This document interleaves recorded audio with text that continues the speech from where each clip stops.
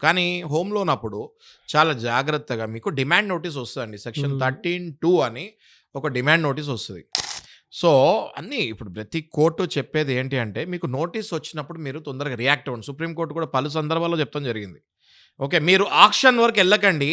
హ్మ్. మీకు నోటీసెస్ వచ్చినప్పుడే మీరు మీ ఇష్యూ ఏంటి? మీ ప్రాబ్లమ్ ఏంటి? అన్నది మీరు దానికి రిప్లై ఇవ్వండి. హ్మ్. అట్‌లీస్ట్ బ్యాంకర్‌కి ఒక అక్నాలెడ్జ్‌మెంట్ ఉంటుంది.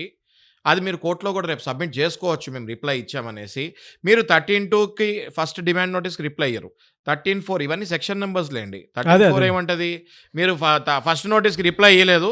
ఇదిగో గోడకు అంటిస్తున్నాం, మీ ఇంటికి అంటిస్తున్నాము. ఇప్పుడైనా మీరు రిప్లై ఇయ్యకపోతే మీ ఇల్లు తీసేసుకున్నామని 13(4) నోటీస్ అంటది. అప్పుడు అది చింపేసి చెప్పా కదా మీకు. అది చింపేసి అటు ఇటు చూసి జనాలు పడేస్తారు పక్కకి. అప్పుడు సెక్షన్ 14 వస్తది. సెక్షన్ 14 ఈస్ వెరీ క్రిటికల్ అండి. దాని తర్వాత డైరెక్ట్‌గా మీరిందాక అన్నారు చూడండి మీ క్వెషన్‌లో డైరెక్ట్‌గా వచ్చి ఇల్లు ఖాళీ చేయమంటారు. గంట టైమ్ ఇస్తాను, 2 గంటలు టైమ్ ఇస్తాను. మీరు ఇల్లు ఖాళీ చేయండి. వాళ్ళ ఇంటి ముందే లాకేసి, సీజ్ చేసి ఎళ్ళిపోతారు. హ్మ్.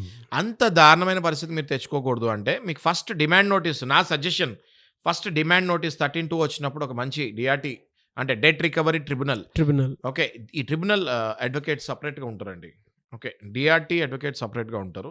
ఫ్యామిలీ అడ్వొకేట్ సెపరేట్‌గా ఉంటారు. క్రిమినల్ అడ్వొకేట్ సెపరేట్ ఉంటారు. హైకోర్ట్ అడ్వొకేట్ సెపరేట్ ఉంటారు. లోయర్ కోర్ట్ అడ్వొకేట్ సెపరేట్ ఉంటారు.